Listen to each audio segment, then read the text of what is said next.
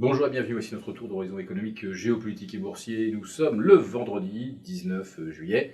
Et pour comprendre comment tourne la planète finance et lorsqu'elle tourne complètement en rond, eh bien c'est sur la bourse au quotidien nulle par ailleurs. Et l'épisode du jour s'intitulera « Du 1er au 19 juillet, vous pouviez fermer les carnets ou éteindre vos écrans, prendre des vacances, car il ne s'est effectivement plus rien passé depuis le 1er juillet. » Le CAC 40 à 5575 est parfaitement flat.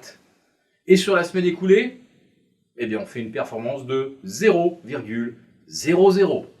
Alors on a tremblé jeudi, puisque le CAC 40 a fait une incursion sous les 5550, jusque vers 5533.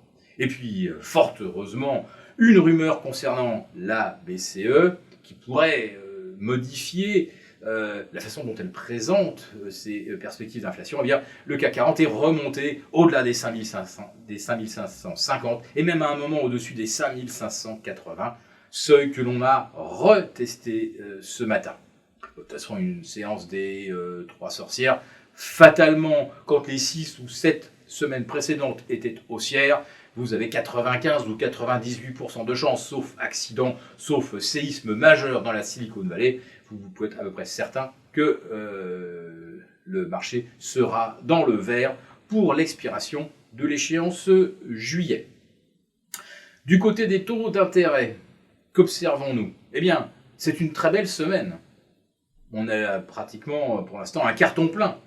4 séances et demie de hausse, avec des bonds allemands dont le rendement plonge sous les moins 0,30, les OAT moins 0,07, le 10 ans danois, le 10 ans néerlandais, on est entre moins 0,15 et moins 0,22%. On est en train de se faire à la logique des taux négatifs, sans mesurer évidemment ce que cela implique ou peut provoquer pour l'économie dans son ensemble.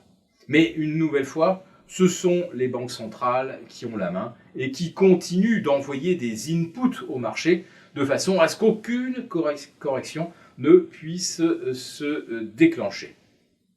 On l'a encore vu d'ailleurs jeudi soir avec monsieur John Williams de la Fed.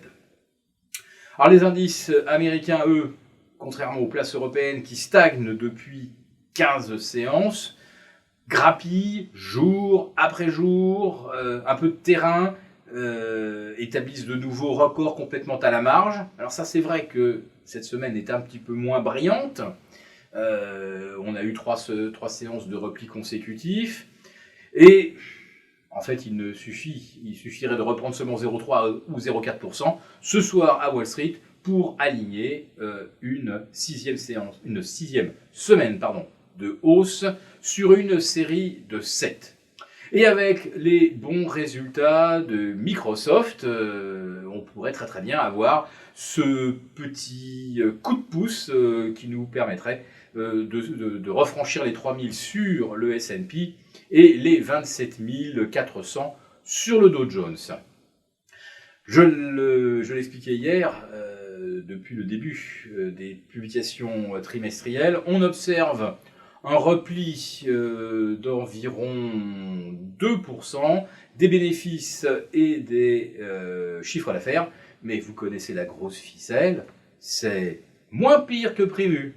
Allez, je vous termine avec la plus fantastique, moins pire que prévu du jour, c'est Plastic Omnium qui abaisse ses objectifs de marge et de résultats, mais moins que prévu. Résultat, Plastic Omnium s'envole de plus 12%. Donc vous le voyez, on est dans un marché où la psychologie est encore prête, ou est encore en mesure de provoquer une bouffée d'euphorie à chaque bonne nouvelle ou à chaque input des banques centrales.